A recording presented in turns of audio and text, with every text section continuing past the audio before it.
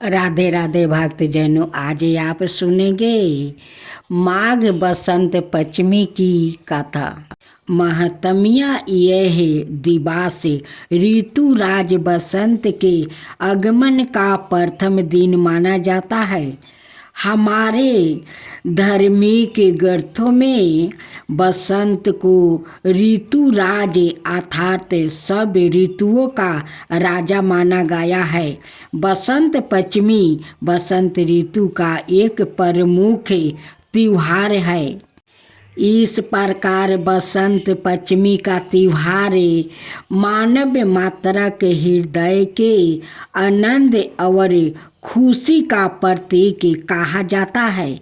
बसंत ऋतु में जहाँ प्रकृति का सदाए निखार उठता है, वही उसकी अनुपम छाठा देखते ही बनती है।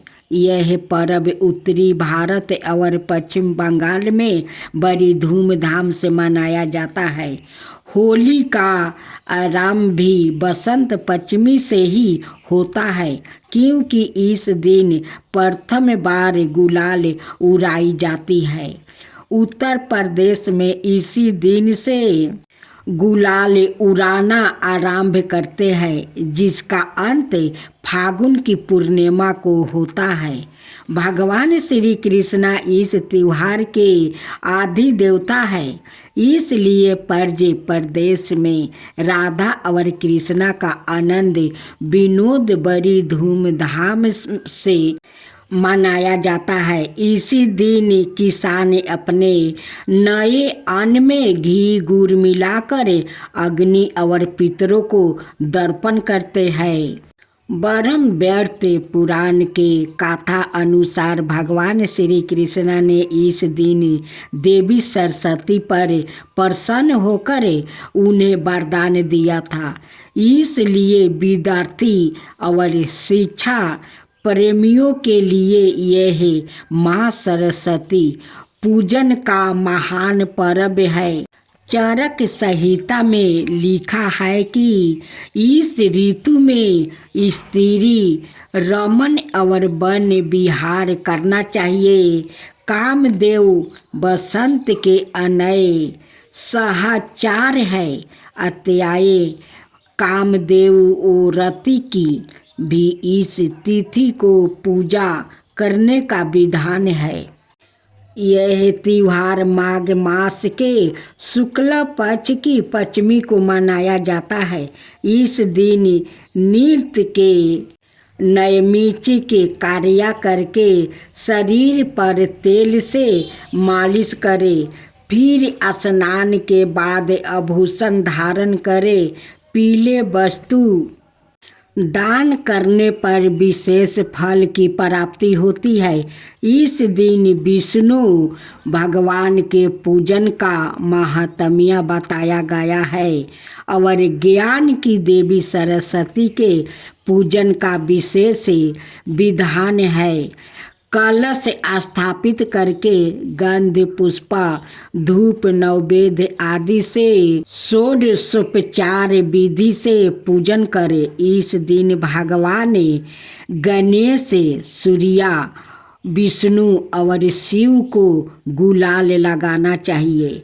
गेहूं और जौ की बलिया भी भगवान को अर्पित करने का विधान है।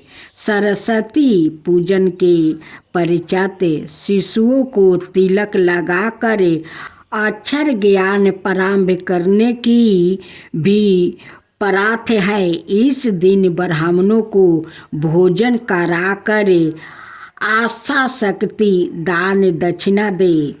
पौराणिक कथा इस व्रत की कथा का उल्लेख ब्रह्म वैवर्त पुराण में इस प्रकार आया है।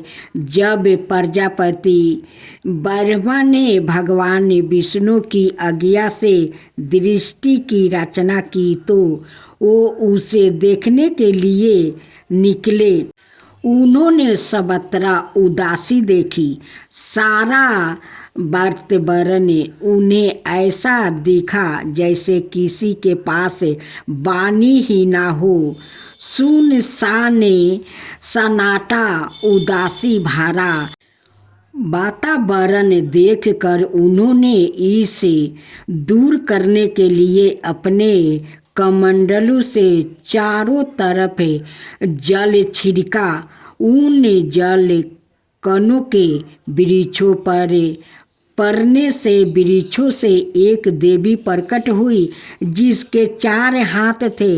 उनमें से 2 हाथों में वो वीणा पकड़े हुए थी और उसके शेष 2 हाथों में से एक में पुस्तक और दूसरे में माला थी। संसार की मुक्ता और उदासी भरे वातावरण को दूर करने के लिए वर्मा जी ने इस देवी से वीणा बजाने को कहा।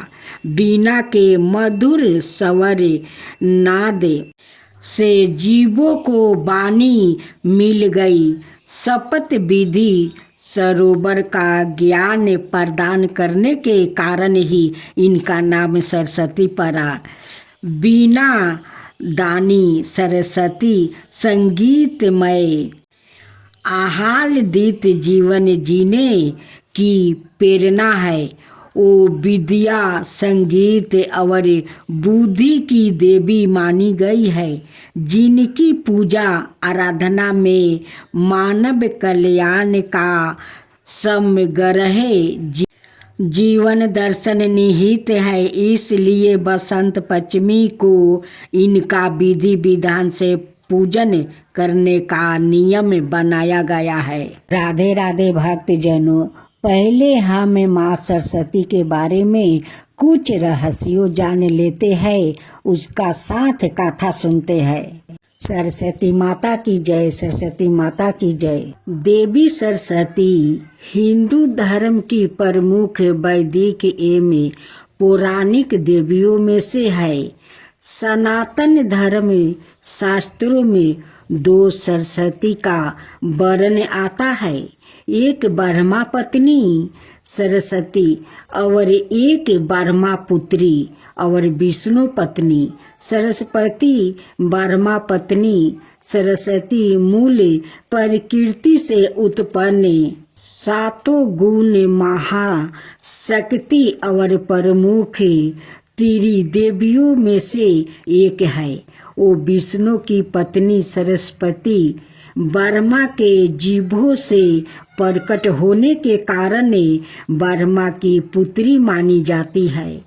कई शास्त्रों में इन्हें मुरारी अल्भा विष्णु पत्नी कहकर भी संबंध किया गया है। धर्म शास्त्रों के अनुसार दोनों देवियों ही समान नाम स्वरूप प्रकृति शक्ति और वैज्ञानिक विद्या आदि की अधिष्ठात्री देवी मानी गई है। इसलिए इनकी ध्यान आराधना में ज्यादा वेद नहीं बताया गया है। ब्रह्म विद्या एवं नृत्य संगीत क्षेत्र के अधिष्ठा के रूप में दक्षिण मूर्ति नटराज शिव एवं सरस्वती दोनों को माना जाता है। इसी कारण दुर्गा सप्तमी की मूर्ति रहस्य में दोनों को एक ही प्रकृति का कहा गया है। अत सरस्वती के नामों में इन्हें शिवानुजा शिव की छोटी बहन कहकर भी संबंधित किया गया है। कहीं कहीं ब्रह्मा पुत्री सरस्वती को विष्णु पत्नी सरस्वती से संपूर्ण अलग माना जाता है। इस तरह मतांतर में 3 सरस्वती का भी वर्णन आता है। इसके अनाये पैयार या नाम है वाणी, शारदा, बागेश्वरी, वेद माता आदि। यह शुक्ला वर्ण शुक्ला बमरा बीना पुस्तक धारणी और सेवत ब्रह्मा सन कही गई है। इनकी उपासना करने से मूर्ख भी विद्वान बन सकता है। माघ शुक्ल पंचमी, श्री पंचमी, बसंत पंचमी को इनकी विशेष रूप से पूजन करने की परंपरा है। देवी भागवत के अनुसार विष्णु पत्नी सरस्वती वैकुंठ में निवास करने वाली है। वो पीताम्बा वर्मा की जीवा से जन्मी है। और कहीं कहीं ऐसा भी वर्णन आता है कि नृत्य गोलक निवासी श्री कृष्णा भगवान के बंसी के स्वर से प्रकट हुई है। देवी सरस्वती का वर्णन वेदों के वेदासूत में उपनिषदों, रामायण, महाभारत के अतिरिक्त कालिका पुराण, श्रीमद् देवी भागवत पुराण इत्यादि, इसके अलावा ब्रह्म वैवर्त पुराण में विष्णु पत्नी सरस्वती का विशेष उल्लेख आया है। माँ सरस्वती की व्रत कथा। सरस्वती माता की जय हो, सरस्वती माता की जय हो। देवी सरस्वती को बीघा काला संगीत साहित्य की देवी माना जाता है। हिंदू धर्म में देवी सरस्वती की महिमा का वर्णन किया गया है। जो बच्चों बीघा काला आदि क्षेत्रों में रुचि रखते हैं या इन क्षेत्रों में कुछ बड़ा हासिल करना चाहते हैं, इन विद्यार्थियों के लिए देवी सरस्वती के पूजा करना बहुत फायदेमंद साबित होता है। छात्रों के लिए सरस्वती का महत्व अतुल्य। सिर्फ छात्रों जीवन में ही इनकी व्याकृत हो। हर परिस्थिति से लड़ने के लिए ज्ञान की देवी यानी कि माता सरस्वती का आशीर्वाद चाहिए होता है। देवी सरस्वती को भगवती, शारदा, बीना, वाणी और बगीश्वरनी के नामों से संबोधित किया जाता है। जो देवी सरस्वती माता की विशेषताओं को चिंता करता है। ऋग्वेद में देवी सरस्वती को मनुष्य की बुद्धि, ज्ञान और मानव विरचितों का सरसक माना गया है। देवी सरस्वती के गुणों की जितना समझो उतना कम मालूम पड़ता है। इसी से संबंधित शास्त्रों में देवी सरस्वती की महिमा के बारे में काफी कुछ वर्णन किया गया है। देवी सरस्वती के बारे में और पता करने के लिए हमारे साथ जानिए इस कथा के पीछे का इतिहास। ज्ञान की देवी कही जाने वाली सरस्वती माता मनुष्य को न केवल ज्ञान प्राप्त का आशीर्वाद देती है, बल्कि मनुष्य की जिंदगी से अज्ञान को मिटाकर उसे विवेक प्रदान करती है। हिंदू धर्म में ऐसे तो कोई देवी देवता है जो व्यक्तियों को उसकी भक्ति अनुसार फल देते हैं। माँ लक्ष्मी की आराधना करने से धन की प्राप्ति होती है। शिव की आराधना करने से हर चिंता से मुक्ति की प्राप्ति होती है। लेकिन देवी सरस्वती की आराधना करने से ज्ञान, विवेक, बुद्धि, कला और बीघा की प्राप्ति होती है। हमारे मन में यह सवाल कई बार उठता है कि आखिर कैसे माँ सरस्वती की उत्पत्ति हुई। तो यह जानिए इस कथा के पीछे का इतिहास। हिंदू धर्म में भगवान ब्रह्मा को संसार का रचनाकार माना गया है। संसार के समस्त जीव, पेड़ पौधों, मनुष्य उनकी ही रचना है। अपनी रचना का बनाने के बाद भी भगवान ब्रह्मा अप्रसन्न थे।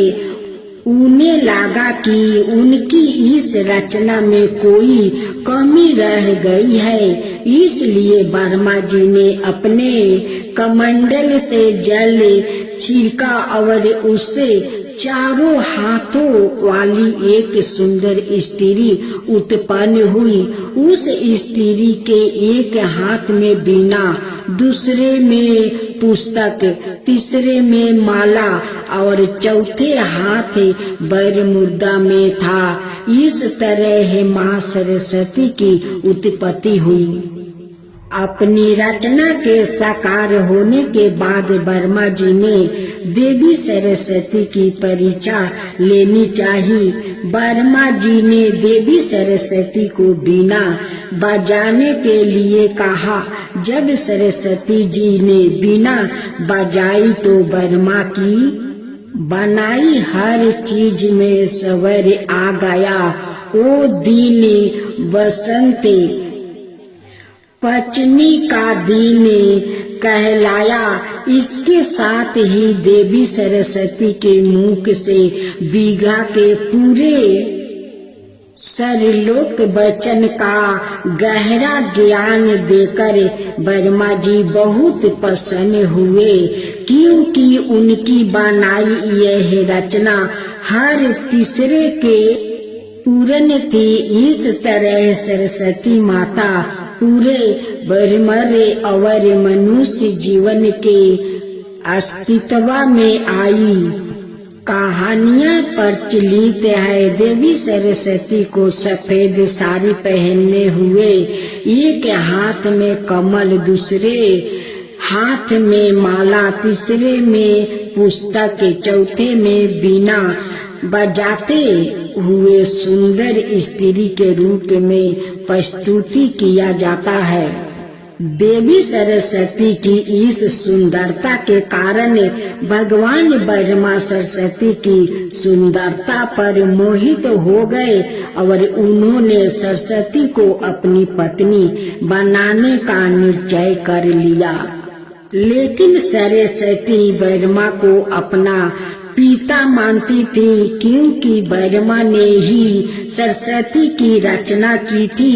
इसलिए वो भगवान ब्रह्मा से शादी नहीं करना चाहती थी। ब्रह्मा की दृष्टि से छुपने के लिए सरस्वती ने चारों दिशाओं में छुपने का प्रयास किया, पर वो भी सफल ना रहा। इसलिए सरस्वती ने स्वर्ग में छिपने का निश्चय किया, पर वहाँ भी भगवान ब्रह्मा आ धमके और देवी सरस्वती को विवश होकर अपने ही पिता से शादी करनी पड़ी। देवी सरस्वती और ब्रह्मा के मिलने से स्वयंभू नाम के बालक का जन्म हुआ, जो मानव जगत का चक्र आरंभ हुआ।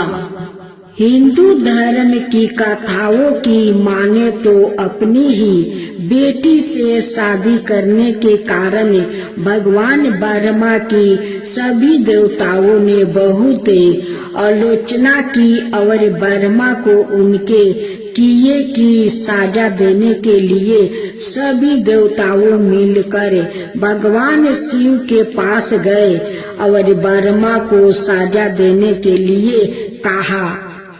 भगवान शिव सभी देवताओं की बहुत सुनकर बहुत क्रोधित हुए। इसलिए शिव ने ब्रह्मा के 5वें सिर को उसके धड़ से अलग कर दिया। दूसरी कथा की माने तो भगवान ब्रह्मा का 5वां सिर हमेशा बुरी बातों से भरा रहता था। इसलिए शिव ने ऐसे सिर को खत्म करना ही उचित समझा। तीसरी कथा की माने तो भगवान ब्रह्मा की दूसरी शादी करने से देवी सरस्वती बहुत क्रोधित हुई और भगवान ब्रह्मा को श्राप दिया कि आपकी इस पृथ्वी पर कहीं भी पूजा नहीं होगी। राजस्थान के पुष्कर और तमिलनाडु को छोड़कर कहीं भी ब्रह्मा का मंदिर नहीं है।